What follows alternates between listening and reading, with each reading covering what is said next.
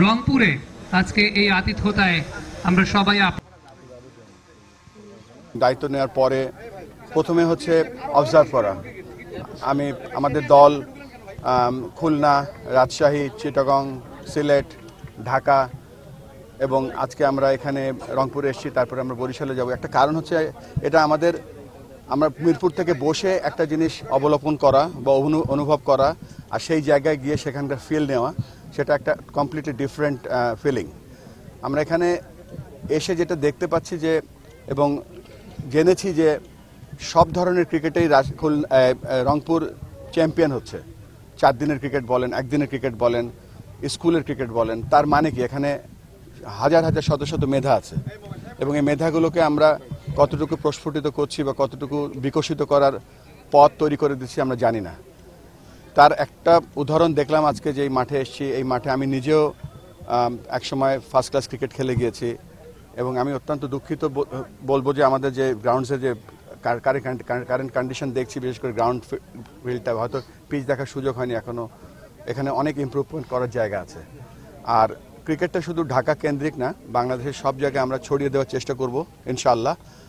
আর সাথে সাথে আমরা কিছু মানুষ তৈরি করব, যেমন ধরেন এই রংপুরে যে পিচ থাকবে, রংপুরের যে আম্পায়ার থাকবে, রংপুরের যে কোচ থাকবে, রংপুরের যে ক্রিকেট উন্নয়ন থাকবে, সম্পূর্ণ রংপুরের উপর নিয়ন্ত্রণশীল একটা ছোট্ট বাংলাদেশের ক্রিকেট বোর্ড আমরা এখানে ইনশাআল্লাহ আমরা এখানে স্থাপন করব, যার কাছে আপনাদের সমস্ত অভিযোগ, সমস্ত সাকসেস, সব কিছু, সব গল্প সেখানে আপনারা বলবেন, সেটা তারপরে আমরা তাদের থেকে শুনবো। এই মুহূর্তে আমাদের যে সুযোগ বা আমাদের যে ভবিষ্যৎ বা আমাদের যে প্রসপেক্ট এখানে আছে, এই বাচ্চাগুলো ছেলের দেখছিলাম যে তারা কীভাবে স্বপ্ন দেখছে বা স্বপ্ন দেখার চেষ্টা করছে। আমাদের আপাতত কাজ হবে তাদের স্বপ্নগুলোকে যেন আমরা বাস্তবায়িত করতে পারি। বাস্তবায়িত করতে হলে প্রথমেই দরকার ফ্যাসিলিটি। এখানে এই যে ওপেন একটা ফ্যাসিলিটি আছে, এখানে জেলা প্রশাসক সাহেব আমাকে বলছিলেন যে এই মাঠটা রেজিস্ট্রি করা আছে অলরেডি জেলার নামে। সো এই সুযোগ তো সব জায়গায় থাকে না, তো এটা আমরা কাজে লাগানোর চেষ্টা করব। আরেকটা যেটা হচ্ছে যে এখানকার যে প্রসপেক্ট, এখানকার যে অপরচুনিটি, এটা আমরা কাজে লাগাতে চাই।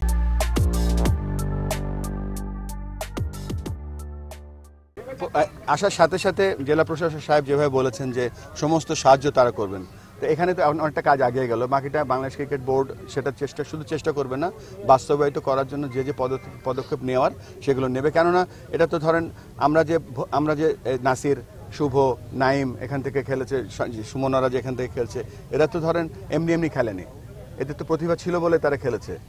এই প্রতিভাকে যদি আমরা আরও সুযোগ করে দিতে পারি, আমাদের আরও বড় বড় প্রতিভা এখান থেকে বের হবে। তবে এটা ঠিক যে একটা ইনফ্রাস্ট্রাকচার করতে হয়তো সময় লাগবে এবং এটা আমাদের হাই প্রায়োরিটি এবং ইনশাআল্লাহ আমরা চেষ্টা করব যেটা যত তাড়াতাড়ি সম্ভব এখানে আমরা এমন একটা ফ্যাসিলিটি তার করার চেষ্টা করব সেটা যেন ক্রিকেটের শুধু না, ক্রিকেটের যে সংস্কৃতি সেটা গড়ে উঠতে পারে। এটা তো খুব দুঃখের ব্যাপার যদি আপনি এই ধরনের কমপ্লেন করে থাকেন, কেননা ক্রিকেট খেলা হয় সম্পূর্ণ প্রপার সিলেকশন, প্রপার মেধার মাধ্যমে। আর আরও দুঃখজনক ঘটনা হচ্ছে যে গত 21 বছরে মাত্র 3বার বা 4বার লিগ হয়েছে। এটা তো অত্যন্ত দুঃখের ব্যাপার। আপনি কত ক্রিকেটারকে বঞ্চিত করেছেন, আপনি তার মেধা বিকাশের জন্য যে সাপোজ টু আপনি যে প্ল্যাটফর্মটা দেওয়ার কথা ছিল দিতে পারেননি। তো এই ভুলটা যেন আমরা না করি, কেননা মানে প্রত্যেকটা ট্যালেন্ট, আমরা কিন্তু সবসময় অনেক কথা বলি অমুক প্লেয়ার বের হয়েছে, অতজন খেলোয়াড় জাতীয় দলে খেলেছে, কিন্তু এই অবকাঠামোর যে ব্যর্থতা বা আমাদের যে প্রপার ক্রিকেটের ইনফ্রাস্ট্রাকচার শুধু না, ক্রিকেটের যে কালচার সেটা গড়ে উঠতে না পেরে কত খেলোয়াড় যে আমরা শেষ করে দিয়েছি সেটা কখনো আমরা তাদের স্বপ্নকে শেষ করে দিয়েছি, ওই হিসাবটা আমাদের কাছে নেই। তো আমরা চাই না যে ওটা হোক। এই জন্য আমরা যেটা করব, আমরা প্রপার কোচিং, ট্রেনিং, এডুকেশন দিয়ে আমরা এখানে প্রপার কোচ তৈরি করব। সেই কোচিং থেকে আমরা ভালো শুধু কোচ তৈরি করবো না, ভালো মানুষ তৈরি করব।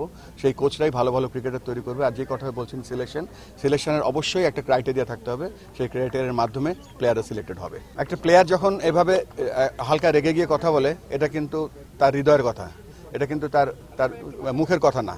এটা অত্যন্ত লজ্জার ব্যাপার যে আমরা এখনও এখানে বিভাগীয় ক্রিকেট করতে পারছি না। তবে আসার কথা হচ্ছে যে এই যে আমাদের ক্রিকেটের যে 25 বছরের টেস্ট যে উদযাপন করছি, এটা সাথে সাথে আমরা যে বলছি যে লঞ্চ প্যাড হিসেবে ক্রিকেট ডিসেন্ট্রালাইজ করতে যাচ্ছি। আমরা ইনশাআল্লাহ আমরা রাজশাহী এবং রংপুর মিলে একটা জোন তৈরি করেছি।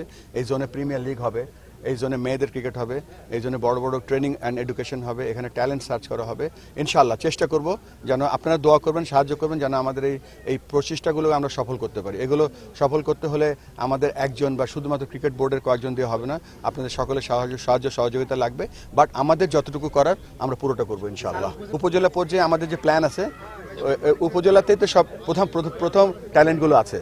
তা আমাদের যে আপাতত যে প্ল্যান আছে, বড় প্ল্যানটা ছোট প্ল্যান করে বলছি যে আমরা যখন এই জোনটা তৈরি করব, তখন প্রত্যেকটা জেলায় ক্রিকেট বোর্ডের একটা করে কোচ আছে। সেই কোচের প্রধান কাজ হবে উপজেলায় ঘুরে ঘুরে ট্যালেন্ট সার্চ করা।